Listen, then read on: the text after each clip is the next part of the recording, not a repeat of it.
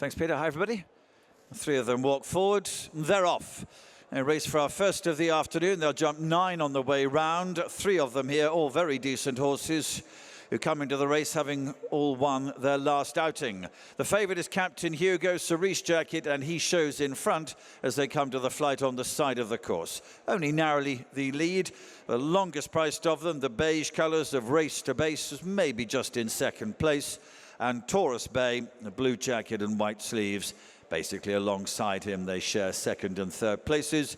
And 2 lengths behind Captain Hugo, who is on into the turn to the home straight for the first time.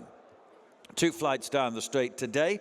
On this circuit, obviously, there'll be numbers 2 and 3.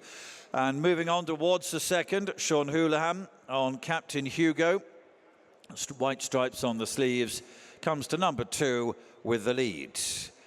Big leap over it as well. Touches down still just over 1 length ahead. On the left is Ben Jones on Taurus Bay.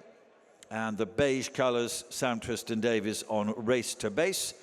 They share second and third places as now they approach flight number 3, which will be their last one in 1 circuit's time.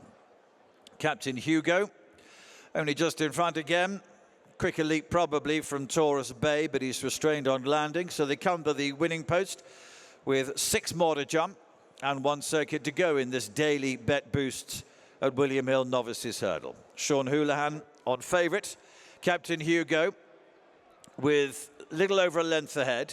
Second favourite Taurus Bay, blue and white jacket, red and white on the sleeves in second place.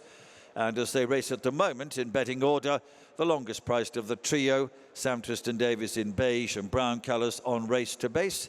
The back marker of them, but there's only 2 lengths really between the trio as they make this run on towards the far side of the course and about to turn left-handed again into the back straight, where they'll get onto flights 4, 5 and 6.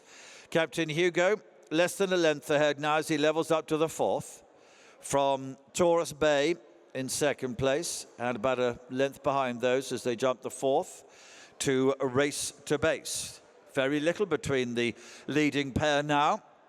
On the way to the middle one in the back straight, number 5. Cerise jacket, Cerise and white, Captain Hugo. Blue jacket, white sleeves, Taurus Bay. They are now matching strides as they come on towards number 5. Jumping it, they touch down together. They're 2, maybe 3 lengths ahead of Race to Base. Continues to be in third place. So only 1 more to take at the back straight. Almost completed a circuit. Captain Hugo and Taurus Bay at the 4th from the finish. Touchdown together.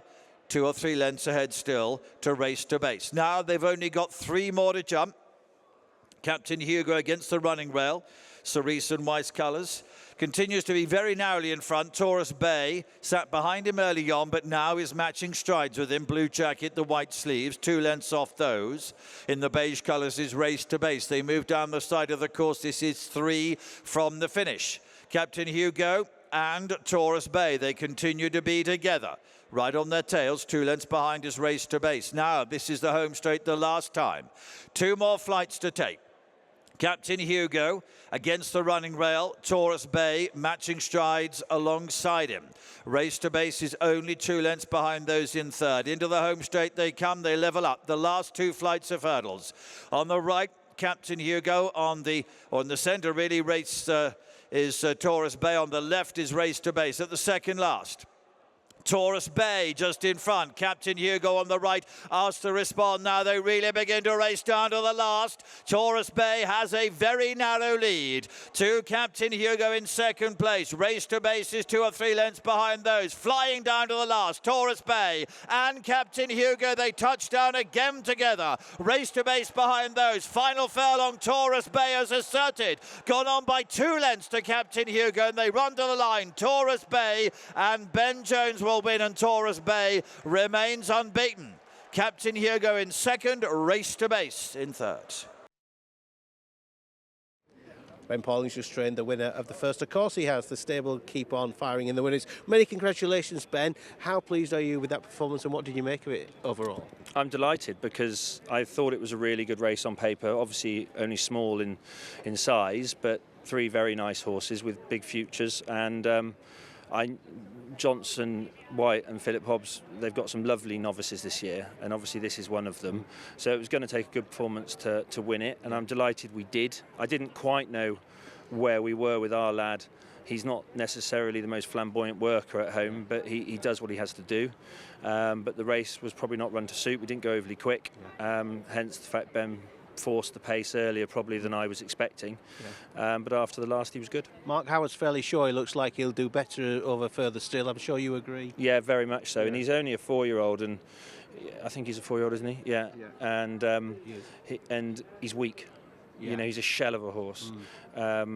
We bought him from Dennis Murphy after winning his point-to-point last year, and he was just too weak and raw to run in a bumper. And then he didn't even do that well through the summer. So I think he's a horse that's going to flourish with a bit of more strength as well. I think you've answered my next question. Is he going to come back for the Formby? Given what you've said, sounds like you might give him more time. I think look, I'm not going to say it's not an option, but it's definitely not a certainty. It's a performance that probably warrants running in a better race. But we need to see how he comes out of the race and where we go from there. He will stay further, so I wouldn't be afraid of stepping up in trip as well. So there's plenty of options, but I wouldn't imagine he'll have too many tough assignments this year. It'll be hard to not allow ourselves to chuck him into too many deep waters, but we'll probably be looking after him a little bit for next year. I'm not saying we won't go and try and have one or two. Sounds like it's going to be a long-term piece of fun you're having with him. Tell me about Starmount, who's already won for you today at Wetherby. Yeah, another very nice novice. Quite a fractious horse in his mind. Not fractious. I'd call him a thug. He wants to do everything in a million miles an hour. And we took him away for a piece of work at Worcester, and he actually came back a little bit jarred up, so he hadn't really done much work at all since then. So he's got a lot of room for improvement. When we drop him in his work, he's still really quite on it, so we thought we'd try and make the running, but he was fairly enthusiastic still, but jumped very economically, almost scarily economically, very fast and accurate, but didn't make a mistake. And I'd say, I haven't spoken to Keelan yet, but he looked to have plenty up the home straight in what looked a nice enough race as well, so hopefully another nice horse.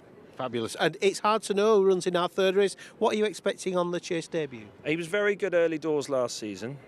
He came back to me slightly later than most, so we've fairly put the gun to his head to get him ready, but he's bouncing him well, and that's how he needs to be. We'll aim to run nicely today. I wouldn't put it past him running a big race, but he'll improve. The main aim would be Boxing Day, probably, for the 0 to 132 mile 5 at Kempton. At Kempton, sorry, So we need to get a run in somewhere, and that's what we're doing today. But if he takes to the fences like he does at home, and he's in the mood he's in, he'll probably run a nice race, but he might be vulnerable to something slightly fitter. Happy times for you in the stable. Long may it continue. Nice to chat with you, Ben. Well done. Thank you so much. Thank you. Cheers. Watch live racing now on racingtv.com.